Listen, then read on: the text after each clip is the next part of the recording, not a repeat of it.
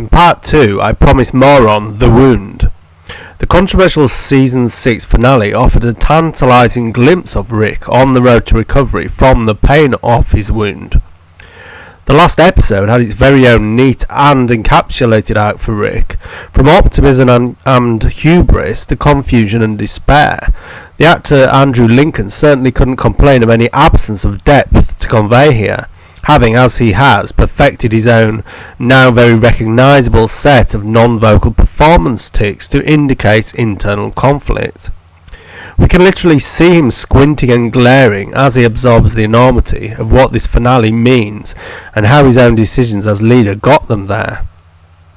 But ultimately, Rick Grimes is about to swallow a large dose of moral injury. We look at what moral injury actually is in relation to several characters in this narrative reality, finally settling on Daniel Salazar and the way this influences his internal arc.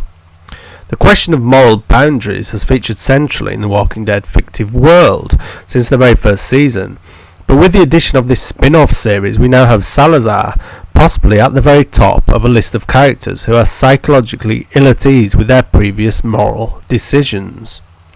Beyond the fact that, observed by the Walking Dead fanbase, our lead protagonist massacred Negan's men without real provocation at the outpost, many have their own individual personal crosses to bear. Carol, one of the top candidates for moral injury, previously killed her own people to prevent the spread of disease. And also killed a child who was becoming psychopathic.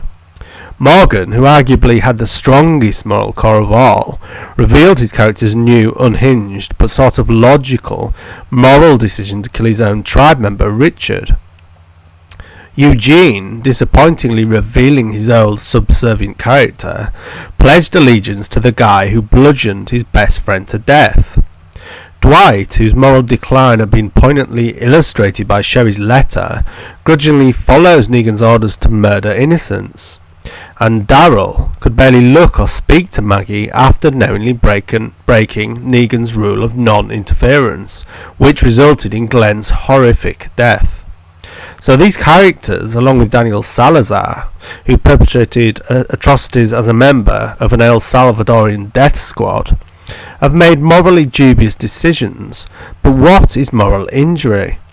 Broadly, this involves a transgression of moral beliefs, but I want to address two distinct positions on moral injury.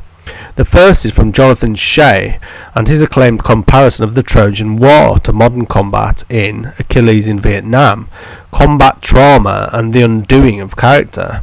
The second is from Carol Gilligan and her article in the Journal of Social Philosophy titled Moral Injury and the Ethics of Care, reframing the conversation about differences.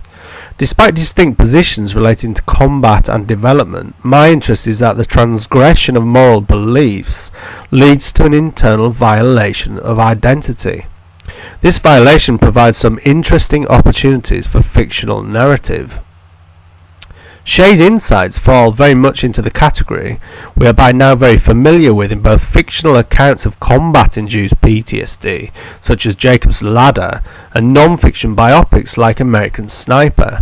But it importantly adds the traumatic element of internal betrayal felt when one observes violated moral values, a common theme in both The Walking Dead and Fear the Walking Dead. Shea, indeed, argues that dramatic representations of wartime experience, such as in Daniel's El Salvadorian Civil War, were originally intended as catharsis for warriors returning to civilian life. If Shea is right, then war trauma itself is the classical Greek source of our modern drama.